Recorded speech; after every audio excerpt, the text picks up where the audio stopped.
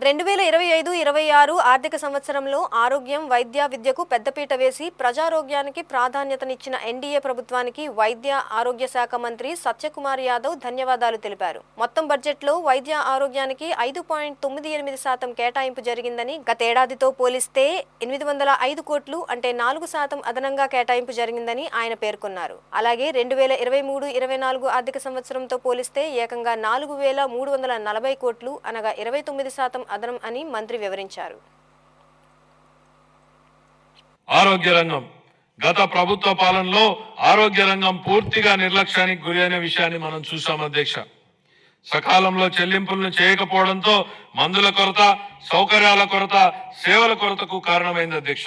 వైద్య రంగంలో దాదాపు 6,400 కోట్ల రూపాయల బకాయిలను వారసత్వంగా ఇచ్చారు అధ్యక్ష. దీనిలో 1,624 కోట్ల రూపాయలను చెల్లించి తిరిగి గాడిలో పెట్టేటువంటి ప్రయత్నాలు ప్రారంభించాం. నిర్లక్ష్యానికి గురైన వైద్యారోగ్య రంగాన్ని గాడిలో పెట్టడమే కాకుండా ఈ శాఖకు సంబంధించి ప్రజారోగ్యానికి సంబంధించి మేనిఫెస్టోలో ఇచ్చిన హామీలను అమలు చేస్తున్నాం. దీనిలో భాగంగా ఇప్పటికే ఉన్న ఎన్టీఆర్ వైద్య సేవ పథకానికి తోడుగా ప్రతి కుటుంబానికి నాణ్యమైన వైద్య సేవలు అందించేందుకు పేద మధ్యతరగతి ప్రజలకు ఆసుపత్రులకు వెళ్లిన వెంటనే ఎటువంటి ఇబ్బంది లేకుండా కార్పొరేట్ వైద్యం అందేలా పథకాన్ని రూపొందించాం. దీనిలో భాగంగా ప్రతి కుటుంబానికి 25 లక్షల రూపాయల ఆరోగ్య బీమా పథకాన్ని అందుబాటులోకి తీసుకొచ్చేందుకు మా ప్రభుత్వం ప్రణాళికలు చేపట్టింది.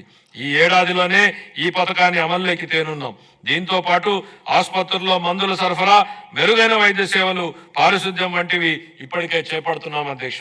25-26 ఆర్థిక సంవత్సరానికి వైద్య ఆరోగ్య మరియు కుటుంబ సంక్షేమ శాఖకు 19,264 కోట్ల రూపాయల కేటాయింపును ప్రతిపాదిస్తున్నాను అధ్యక్ష.